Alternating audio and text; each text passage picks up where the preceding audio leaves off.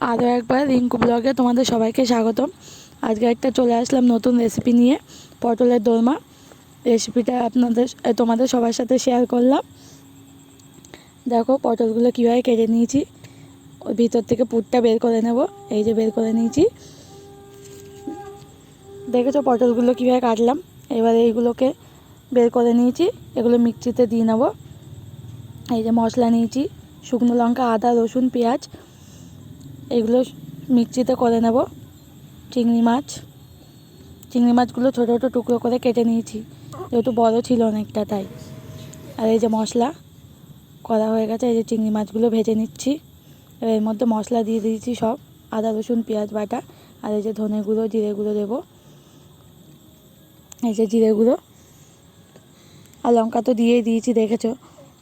যে পুরটা তৈরি করছি ওটা পটলের মধ্যে দেবো, তাই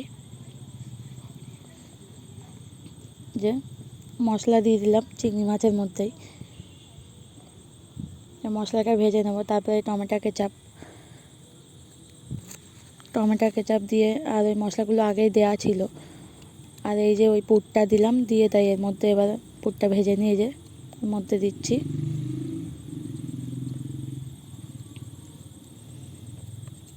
পুরটা ভরে নিলাম, প্রায় সব কটা করে নিয়েছি।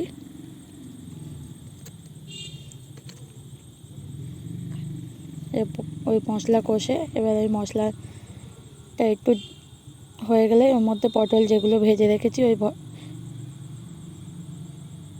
এই যে ভেজে রেখেছি এই ভাজা পটলগুলো এবার ওই গ্রেভির মধ্যে দিয়ে দেবো। নামানোর আগে এই যে গরম মশলা দিয়ে দিচ্ছি।